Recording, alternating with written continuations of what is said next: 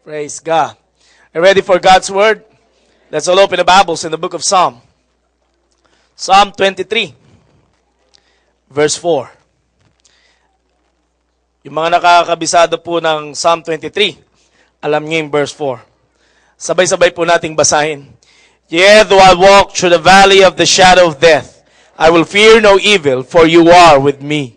Your rod and your staff, they comfort me. Pinagpala ng Panginoon pagkabasa ng kanyang salita. You may now take your seats, please.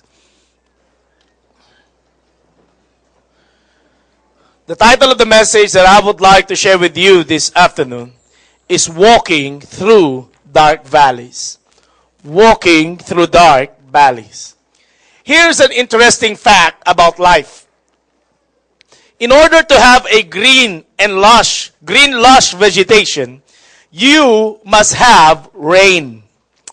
Ang mga magsasaka at ang mga mahusay magtanim, alam nila na hindi lamang sunshine ang kailangan ng halaman.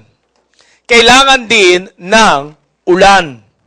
Now, if that is true in nature, it is also true in our lives.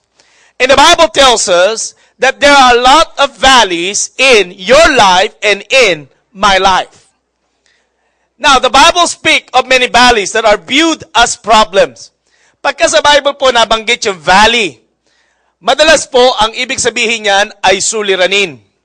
Na, pag itanong mo nga yung iyong katabi, may problema ka ba ngayon? Ha? Naku, pastor, alam mo, buti na lang, di mo pinataas. Kasi baka pati pa ako, itaas ko. Sa dami. Sa Bible, Joshua talks about the valley of calamity. And in Psalm 84, it talks about the valley of weeping. Now, in Hosea, it talks about the valley of trouble. Now, dito po sa ating binasa, ang sabi doon, yea, though I walk through the valley of the shadow of death. In Israel, there's a real valley of shadow of death. Meron pong pangalan na lugar na ganyan. Yan po yung lugar na yan, na according to study, it's a deep, steep, and a very narrow canyon. Na kung saan ang sikat daw po ng araw ay tumatama lang pag alas 12 ng tanghali o yung talagang tanghali. Tsaka lang siya nasisinagan ng araw. David probably had led his sheep through the valley when he was growing up. Alam niyo mga kapatid, sa mga buhay natin, mahalaga na we know how to handle our problems. Amen? We must know how to handle our valleys in life. Kasi, bali-baliktarin mo man ang mundo. Ikaw at ako ay dadaan sa mga pagsubok ng buhay.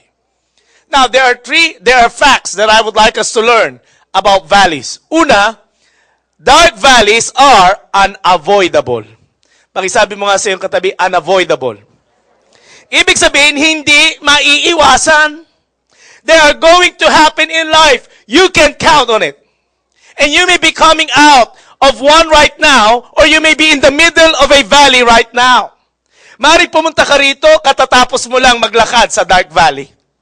Kakasagot lang ng prayer mo. O maaaring you're in the middle of a dark valley today. And who knows? You and I might be heading into a dark valley on the following days. No matter what kind of valleys we are having, that is unavoidable. Anong sabi ng Job 5:7? Mankind is born for trouble, as surely as sparks fly upward. If you are human, kung tao ka, well, welcome to the real world. There will be dark valleys in your life. Sino po sa inyo na hindi pa nakakaproblema magmula noon? Okay? Meron po ba dito na magkapanganak hanggang ngayon talagang smooth ang buhay? Walang problema, walang alalahanin. Meron po ba? Okay. Kasi kung may nagtaas ng kamay, mamaya gusto ko po kayong makausap. No? Papakounsel ako. Paano ka nagkaroon ng buhay na walang valley? But kidding aside, all of us will be facing that. Secondly, dark valleys are unpredictable. You can't plan them or time them. Dark valleys are unscheduled. May problema na bang nagpaalam kung kailan darating?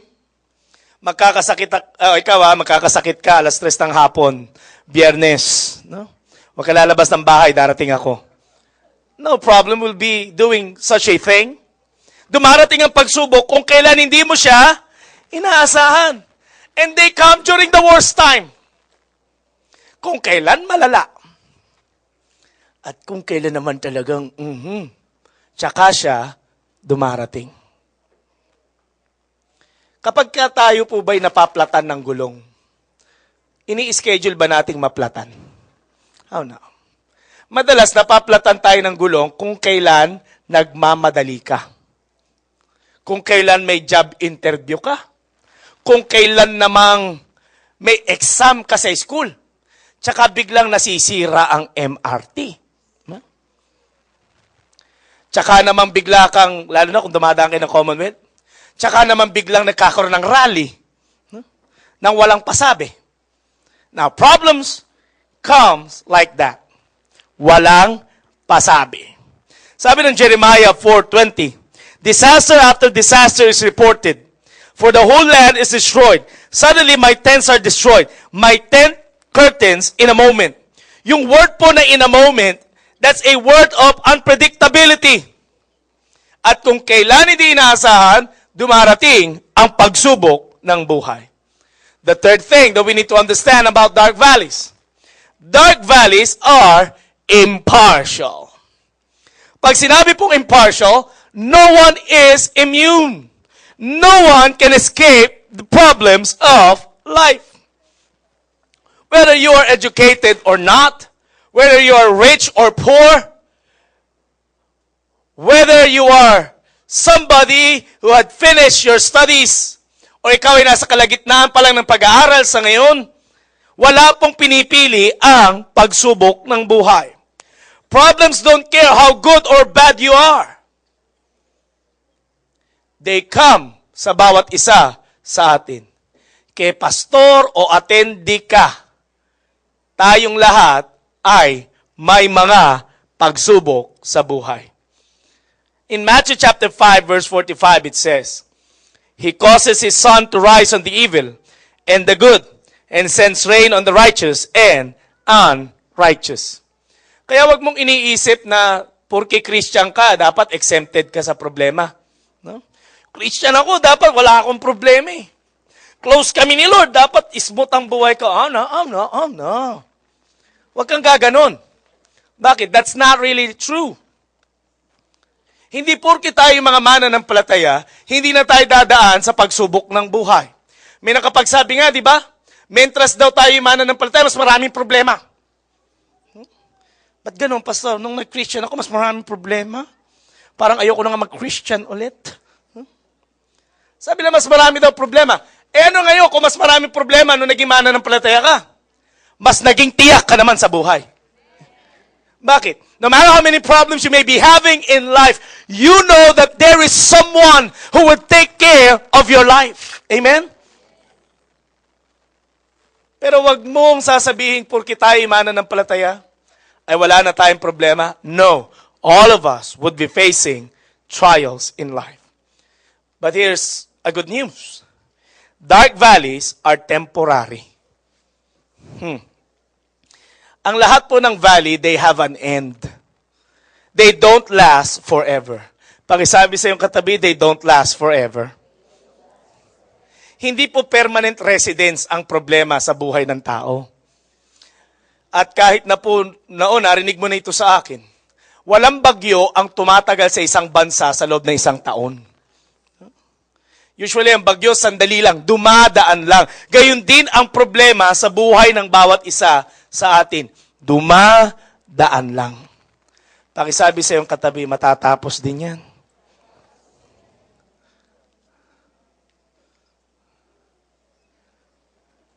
Dark valleys are like a tunnel. There is light at the other end. Sabi ni Peter, the suffering won't last forever. It won't be long before this generous God who has great plans for us in Christ, eternal and glorious plans they are, will have you put together and on your feet for good. Sabi ni Peter, problems or sufferings won't last forever. Sumandali lang ang pagsubok ng buhay.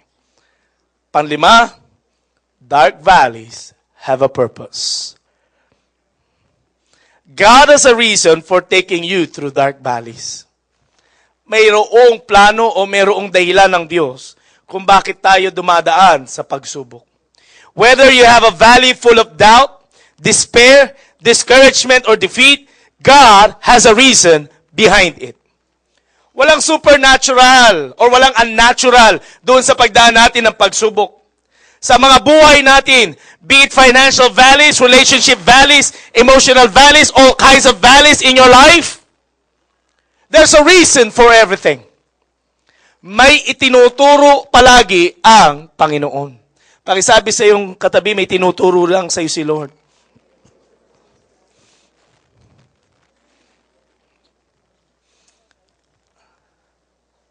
Anong sabi ni Peter in 1 Peter 6:7? You rejoice in this, though now for a short time you have had a distress by various trials, so that the genuineness of your faith, more valuable than gold, which perishes through refined by fire, may result in praise, glory, and honor at the revelation of Jesus Christ. Now, anong sinasabi sa akin ang verse na ito? Every problem has a purpose. The small problems that you're having, the big problems that we're having, they are there to shape us. Pakisabi nga sa iyong katabi, to shape you. Ang mga problema ng buhay natin ay dumadaan at tinahayaan ng Diyos na dumating sa atin upang patuloy tayong hubugin. Ang bakal, hindi mo pwedeng iporma kapag malamig. Ang bakal ay maipoporma mo lamang. Magagawa mong isang weapon, magagawa mo isang furniture kung ito ay dadaan sa matinding apoy.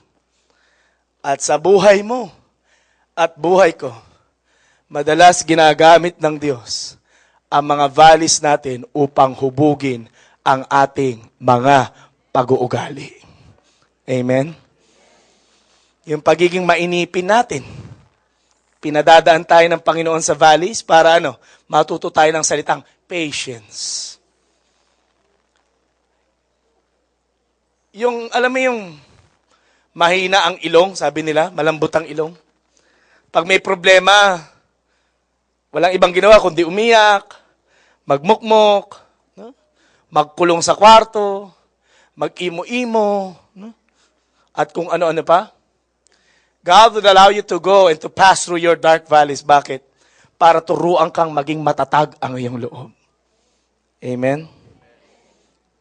Dark valleys happen, hindi dahil trip ni Lord nasaktan tayo. Dahil ginagamit ito ng Panginoon para patuloy tayong baguhin. Amen? Aminin mo mat sa hindi. Pagka panahon ng pagsubok, mas marami tayong natututunan kesa sa panahon ng masaya ang buhay. Pag masaya ang buhay, all is well, puro ka lang smile. Huh? Oh, this is good. Life is good. God is good. You're good. Huh? Everything's good. Huh? Walang masyadong natututunan. Pero pag may pagsubok sa buhay, tututo ka mag-pray. Total, tayo lang naman dito. Di ba? Walang masama kung gaganon ka. Oh. Tsaka yung mga taga-Cinema 6, nandun din sila. Natututo tayo magbasa ng Bible, pag dark valleys, di ba? Natututo kang mag-take down ng notes sa sermon. Di ba? Pag dark valleys. We can learn a lot of things every time that we are facing problems in life. Now, ano pa yung purpose? Faith is built in the valleys of life. Tumatatag at tumitibay ang ating mga pananampalataya sa panahon ng pagsubok ng buhay.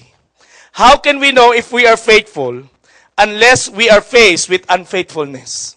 How do you know how much endurance you have if you are not going to face tough times in life? Paano mo malalaman that you can trust God kung all is well palagi sa buhay mo? We as children of God, nalalaman lamang natin na ang Diyos ay karapat-dapat pagkatiwalaan, hindi sa panahon na maganda ang sikat ng araw. Sa panahon na punong-puno ng ulan ang ating mga buhay. Paano mo malalaman that your God is a healing God if you will not become sick? How can you discover that our God is the Jehovah Jireh kung hindi ka nangailangan? How are you going to learn that our God is God who is giving out peace kung hindi ka nag-worry sa buhay? Sa mga panahong negatibo ang ating mga kalagayan, dito natin napapatunayan kung gaano kapositibo ang Diyos na ating pong pinaglilingkuran. In times of dark valleys. Sa panahon na ito, dito natin nasusubukan kung gaano katapat si Lord sa buhay natin. You know what? God's goal is not to make our lives comfortable. Bagamat ang plano ni Lord ay bigyan tayo ng abundant life, pero hindi niya tayo binild na maging Kristiyano na magpataba lang. Anak, ito lahat. Ito. Wow, life is good, Lord. Pataba ka na ng pataba. That's not God's will. No? Anong God's will? His goal is to build your character. Pakisabi sa iyong katabi, to build your character. To be more like Jesus Christ. Ang mundong ito, ang kaaway, ang dyablo, patatabain ka talaga. Ito. Kain ka, kain. Hanggat di ka na-stroke, kain. Di ba? Ganun ang mga biik, di ba? Naginamit ko na illustration. Ganun ang mga biik, pinatataba ka. Pero patapos kang patabain, anong ginagawa? Pinakaatay ka din. Pero si Lord, hindi yan ang purpose. God would like to build our character. Hinahanda niya tayo for eternity. Kaya huwag ka malulungkot pag may problema. Amen? Lungkot na lungkot. Bakit naman ako amen dyan? No? Huwag kang panghihinaan ng loob pag may problema. God is doing great things in your life and in my life. Now, anong gagawin ko ngayon, pastor? Sabihin na natin, oo nga, totoo yung mga pinagsasabi mo. E ano naman ang kasunod niyan? E nandito ako ngayon sa dark valley ko. How can I overcome or what must I do as I walk through the dark valley? Una, refuse to be discouraged. Wag na wag kang panghihinaan ng loob. Pakisabi sa iyong katabi, magpakatatag ka. Naku, wala naman tatag yung pagkakasabi mo. Magpakatatag ka. Ulitin mo naman. Ay, lalong lumala. Mga nanag. Ha? Pakisabi mo ulit sa katabi mo, magpakatatag ka. Ha? Pag may problema ka, hindi kayong basta-basta umaayaw. Huwag kang Kristiyanong ayawin. Anong sabi ni David? Yea, though I walk through the valley of the shadow of death, I will fear no evil. Let me just share with you two things that I've observed dito po sa passage na ito. The first is, God doesn't panic when you go through a problem. Hindi natataranta si Lord pag may problema ka. Tandaan mo yan. Kung ikaw natataranta ka, si Lord pirmis lang. Si Lord kalmado. Never na nataranta ang Panginoon sa panahon ng ating mga pagsubok. Ang mga sheep, kapag dumadaan sila sa isang lugar na unfamiliar, talagang nag-make sila ng sound. Pero natatakot ba yung shepherd? No. Hindi kinakabahan yung kanilang pastol. Notice what it says. Sabi ng passage, though I walk. Bilugan mo yun. I walk. Hindi sinabing I run. Though I run. No. Hindi po sinabing, though I quiver. No. Hindi ka kasi gumagamit ng imagination pag nagbabasa ka ng Bible, no? Ang sabi, though I walk. Hindi sinabing, I shake my boots. No. Ang sabi doon, I walk. Makinig ka. I have a sure footing. I'm taking my pace. Hindi ako natatakot. Pag sinabing I walk, there's no need to panic. Pakisabi sa iyong katabi, there's no need to panic.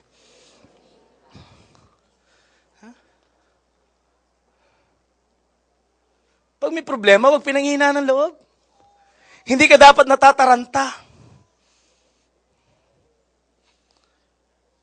Kadalasan, pag may mga problema ang tao, buong barangay na nakaalam.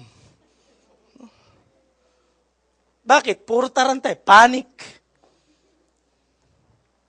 Pangalawang bagay na nais ko maobserbahan natin, sabi niya, the second thing that I would like you to see is I will. Bilugan mo sa Bible mo, I will. Though I walk through the valley of the shadow of death, I will. Bilugan mo. Alam niyo po ba yung word na I will is a matter of choice. Yan ay isang pagpapasya na sinasabi mo sa iyong sarili, bagamat ako'y dumadaan sa matinding pagsubok ng buhay ko ngayon, hindi ako matitinag. Yan ay isang desisyon. Pagpapasya na anuman ang iyong pinagdadaanan, alam mo at alam mo na may kapangyarihan ang Diyos na ipagkakalob sa iyo upang mapagtagumpayan mo ang iyong sitwasyon. You know that one day, you will get out of that hole and that you will surely overcome. Alam mo ba that one of the biggest adjustments you make when you are going through problems is an attitude adjustment. Pakisabi nga sa iyong katabi, attitude adjustment. Refuse to be discouraged. Kapag may problema, kawawa naman ako. Kawawa naman ako. Pitimi. No? Puro ka pitimi, PTU talaga. No? Panghihinaan ng loob, aayaw na. Tandaan mo, kapatid, sa valley, you can't go around the valley. You can't go under the valley. And you can't get over the valley. You must go through the valley. But there's even more to it than just willing yourself through your problems. There is a reason why you should refuse to be discouraged. Bakit? Anong sabi ng next phrase? For you are with me. Hindi ka dapat panghinaan ng loob. Bakit? Hindi naman barkada mo ang kasama mo. Hindi naman yung mga BFF mo ang encouragement mo. Ikaw at ako ay pwedeng humarap sa mga pagsubok ng buhay na sadyang may tapang dahil alam nating kasama natin ang ating Panginoon sa bawat hakbang ng ating mga buhay. Amen? God is with us every step of the way. Pakisabi mo nga sa iyong katabi sa kabila naman. Kasama mo lagi ang Panginoon. Kung sinabihan ka, sumagot ka.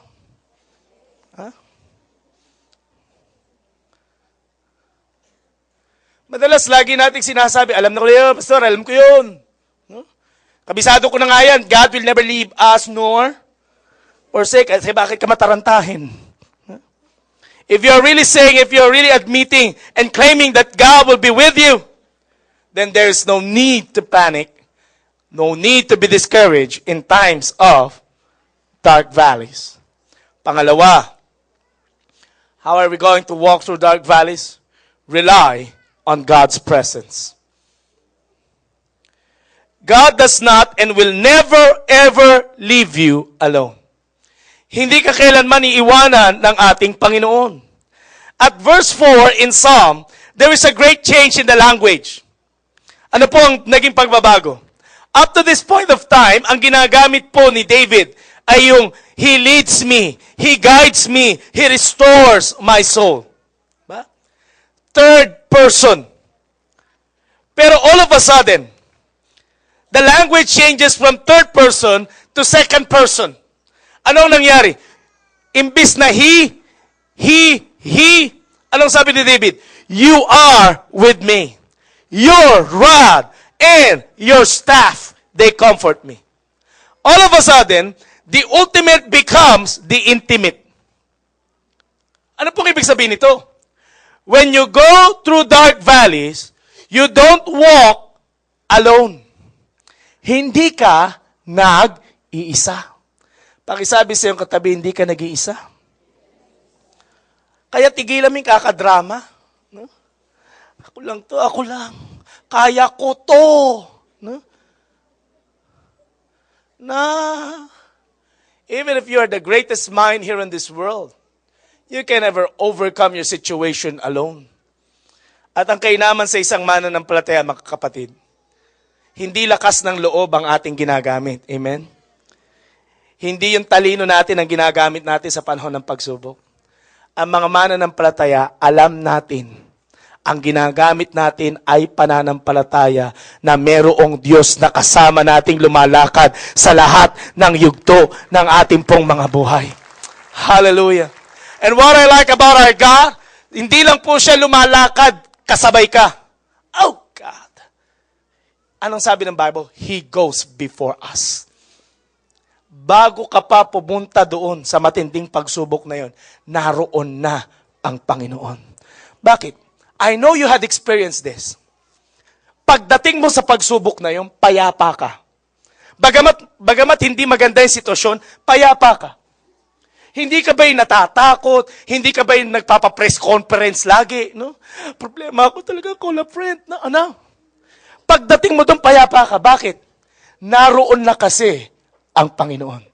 Ibig sabihin, inihanda na ni Lord ang puso mo, ang isipan mo, ang mismong buhay mo sa pagharap mo sa matinding pagsubok na yan ng iyong buhay. You know what? The Bible tells us, God says, I am with you. Pakisabi sa iyong katabi, the Lord is always with you. It's during dark valleys that we need to know that God is there. It's during dark valleys that our faith is tested the most. I remember when we had conducted a medical mission in Zambales. I was then 19 years old. When I went to mission in Zambales.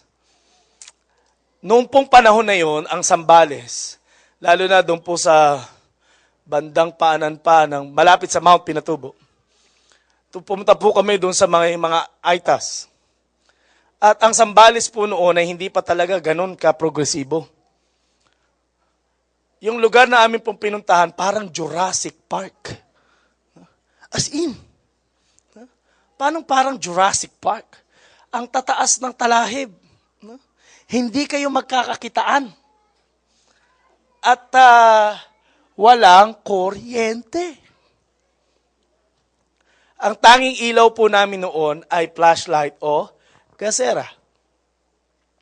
Meron pong nangyari o pangyayari sa amin. Matapos po ang medical mission, kami po yung nagligpit ng mga gamit at pabalik na kami ng aming base. Kaya lang, inabot po kami ng gabi. Inabot na kami ng gabi, umuulan pa ng nuknukan ng lakas. It was raining so hard. So napakadilim. We could not even see each other. Pag ginanon mo yung kamay mo, hindi mo makita yung kamay mo. Hindi yun naman dahil sa may kadiliman talaga ako, di ba? Pero kahit yung kasama ko, maputi, hindi rin niya makita, di ba? Ibig sabihin lang, madilim talaga. No? Just making a point. No? Pastor naman, napaka-defensive mo. No? It was so dark. And we began to be scared. No? Kung kailan naman kailangan mo ng flashlight, tsaka ayaw niyang umilaw. Nung pinaglalaruan yung flashlight nung umaga, ilaw ng ilaw. Nung gabi na umuulan, wala kami makita, tsaka siya ayaw umilaw. Alam niyo talagang, wow, that was a frightful experience that we have had. Pero alam niyo mga kapatid, in that particular situation, we are being reminded na hindi kami dapat matakot. Una, mahigit 10 kami. Madami kami. Pangalawa, kung bakit hindi kami dapat matakot, may kasama kaming Aita na guide. At yung guide namin, kahit ata pumikit, alam kung paano kami makakabalik sa base namin. And lo and behold, kahit na ang lakas ng ulan at napakadilim, hinahawi niya yung mga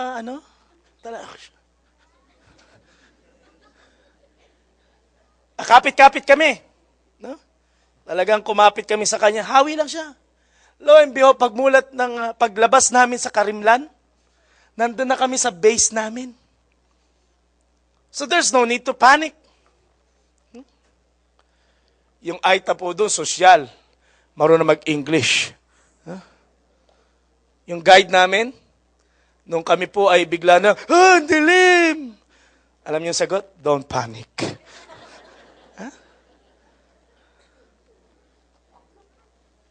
Nakakalimutan namin na may guide kami. That He will lead us every step of the way. Alam ba kapatid, that is like being in a dark valley.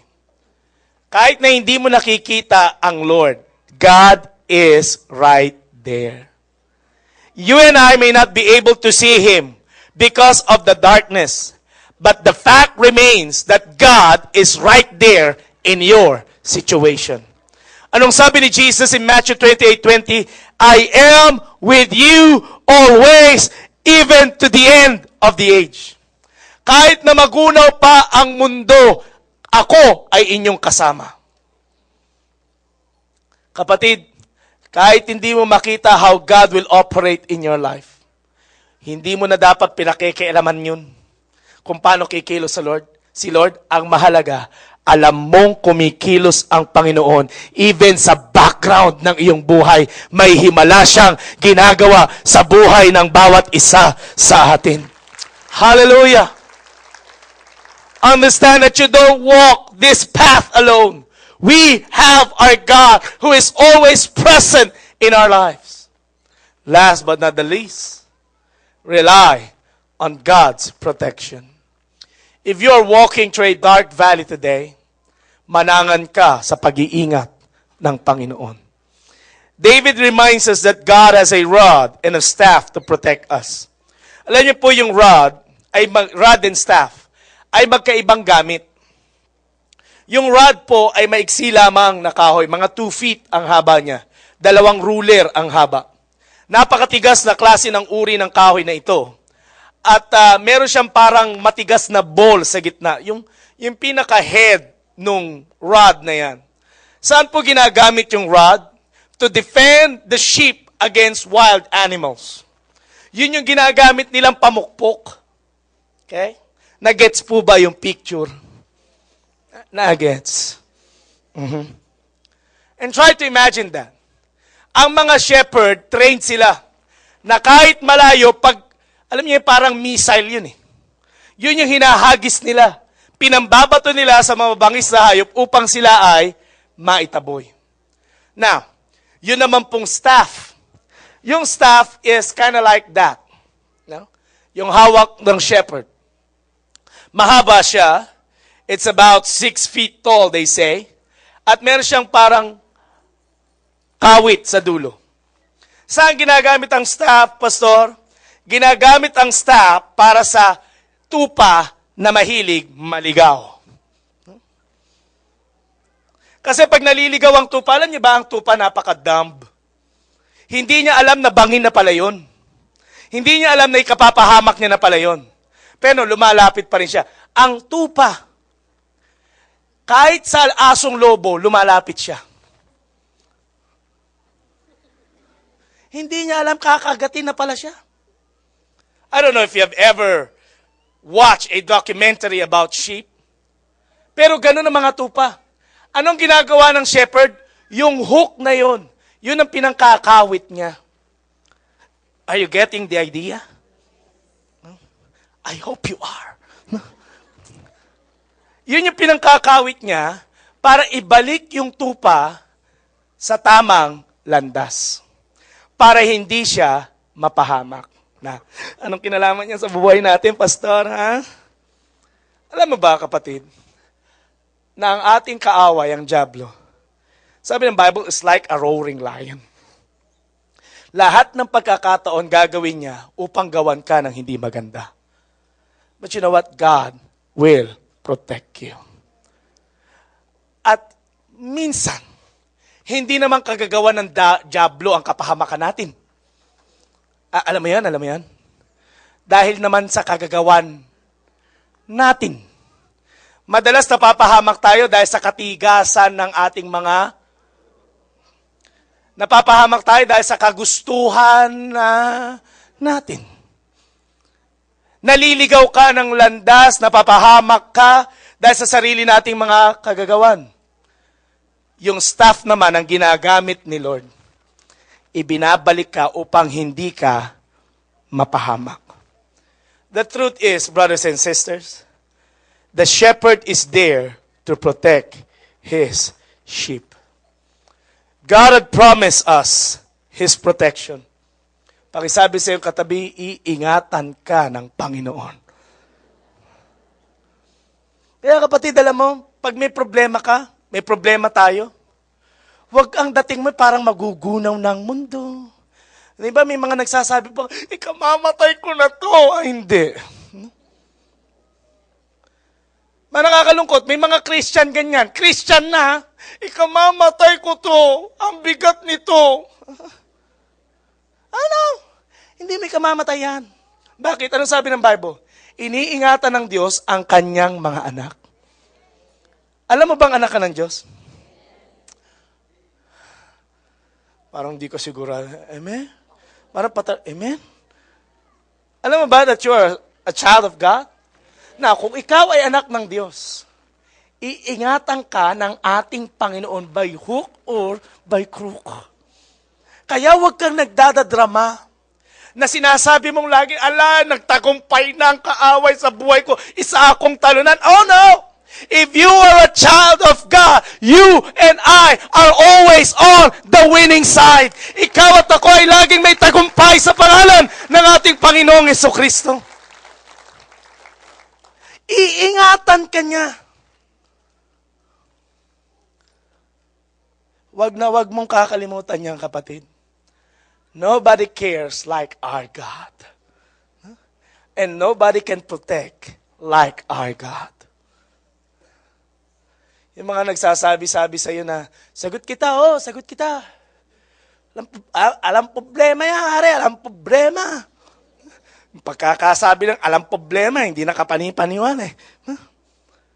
They would always fail, but God never fails. Amen?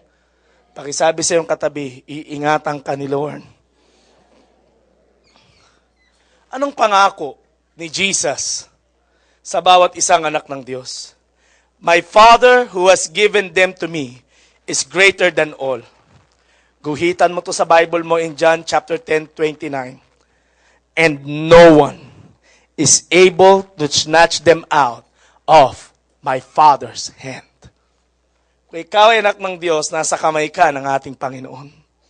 At walang anuman, walang sino man ang pwedeng magpahiwalay sa iyo sa pag-ibig ng ating dakilang Diyos.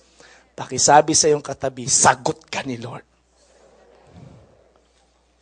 Now, I want to end this message with 3 truths regarding shadows. Talang pinag-uusapan natin ay the valley of the shadow of death. Tandaan mo, shadows are always bigger than reality. Shadows represents fear. No? Shadows are always bigger than reality. Pag punong-puno ka ng takot, ano nangyayari sa'yo? Natataranta ka, di ba? Kahit na napakaliit lang nung problema, pagka masyado kang natakot, pag pinuno mo ang isip mo, puso mo ng takot, ano nangyayari sa'yo? Nadidepress ka, na-frustrate ka. Pero ang totoo nun, ang liit lang pala ng problema mo. Meron po ako napanood na cartoons. No?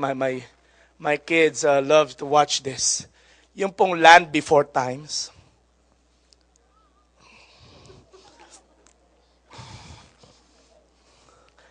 Pag ako nagbabanggit ng cartoons, parang hindi kayo naniniwala. No? Land Before Times. Ito pong si Littlefoot. Mga dinosaur yun, ano ba? No? Okay. Itong si Littlefoot ay may kaibigan na si Chomper. No? Ito'y isang egg ng T-Rex. Yung wild dinosaur. Na nakuha nila yung egg sa isang ilang at inalagaan nila to. At nung na-hatch yung egg, ay tinuring nitong si Chomper, si Littlefoot na kanyang magulang. So to make the long story short, lagi niyang kasama si Chomper na isang maliit na T-Rex. Dumating ang pagkakataon na mayroong gustong kumain kay Littlefoot at sa kanyang mga kaibigan. Itong si Chomper ay gustong tumulong. Kaya lang napakaliit niya, kung kaya't hindi siya nakakatakot bilang maliit na T-Rex. But something happened. Si Chomper ay tinamaan ng sinag ng araw. Bagamat napakaliit niya, nung tinamaan siya ng sinag, ang naging anino niya ay napakalaki. Use your imagination. Okay? Parang ganito. No? Malaki. No? So yung mga humahabol doon sa kaibigan niyang si Littlefoot ay nagsipagtakbuhan. Bakit? Akala nila malaking dinosaur si Chomper. Now, pastor, ano naman ang kinalaman niya? Tuturuan mo ba kami ng mga dinosaur? Oh no. Gusto ko lang ipakita sa iyo that sometimes or most of the times, ang problema natin kay liliit lang. Pero dahil tinitignan mo ng tinitignan, minamagnify mo ng minamagnify. Lagi mong sinasabing, ang laki nito, ang laki nito, ang laki nito. Ano nangyari ngayon sa'yo? Punong-puno ka na ng takot. To the point that you could no longer think clearly. To the point na hindi ka na nga nag-church. Bakit? Anong akala mo? Mas malaki na ang problema mo kaysa sa Diyos. Pero tanda mo ito, kapatid. Wala pang naging mas malaki sa ating Panginoon. Kung nagawa niyang likhain ang langit at ang lupa, kaya niyang bigyan ng solusyon anumang kalagayan ng buhay ng bawat isa sa atin. Huwag mong tinatakot ang iyong sarili. Pakisabi mo nga sa iyong katabi, huwag mong tinatakot sarili mo. Alam niyo, yung mga Christian na, yung mga tao na, paano kung? Wala pa nga eh. Shadows are always bigger than reality. Pangalawa, shadows cannot hurt you. Meron na po ba kayo nabalitaan na na-aksidente dahil nasagasaan ng anino?